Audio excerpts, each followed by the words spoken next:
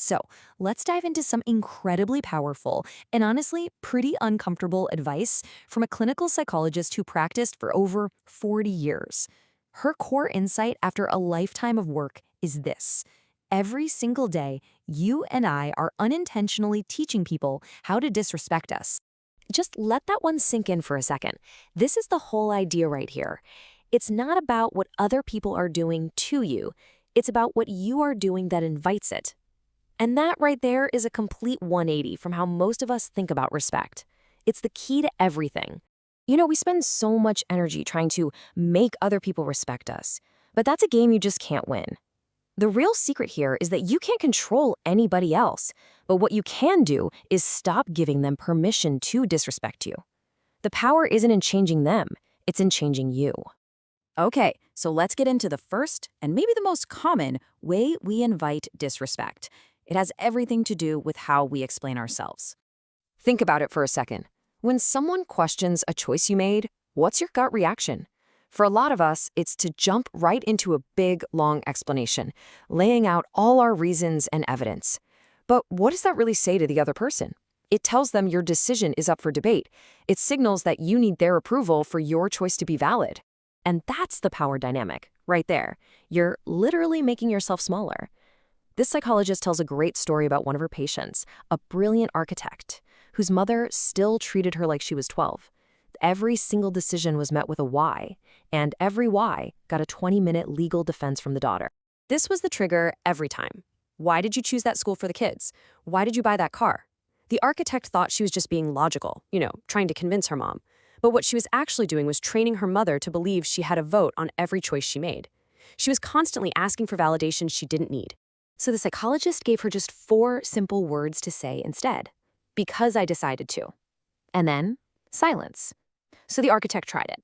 And at first her mother was confused, then she got a little annoyed, but then for the first time, she was respectful. That entire dynamic shifted the second the explanation stopped. All right, let's move on to the second change. This one really builds on that idea of pulling back. But I'll tell you, this one can be even tougher because it's all about mastering your own reactions. Now, we're not talking about giving someone the angry, silent treatment. No, this is a strategic, conscious choice. When someone says something disrespectful or trying to get a rise out of you, our instinct is to fire right back.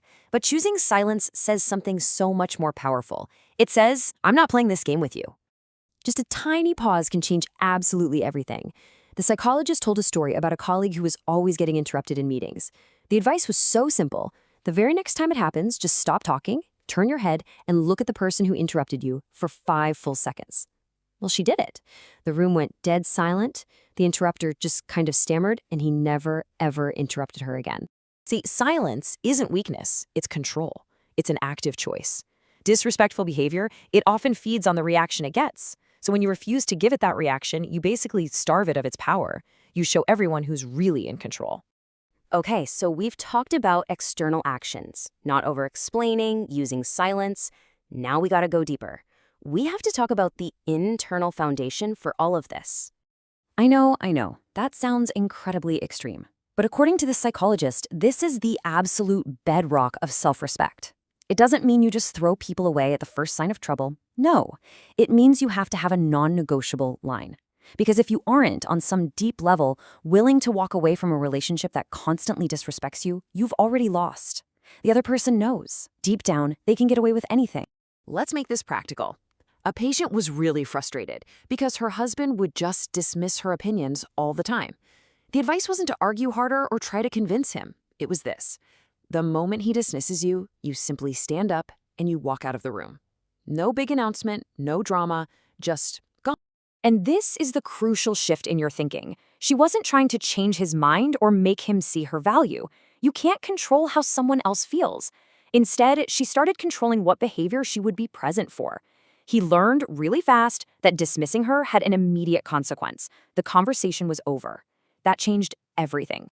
All of these things, the silence, the boundaries, not explaining yourself, it all comes down to one single core concept. This is the really uncomfortable question the psychologist makes us ask ourselves. Because if you find yourself in situations over and over again where you feel disrespected, the question isn't just about what they're doing, it's about why you're staying. Here's the thing. People with genuine self-respect, they rarely have chronic disrespect problems. And it's not because disrespectful people avoid them. It's because when they run into disrespect, they just refuse to put up with it. They don't make excuses for it.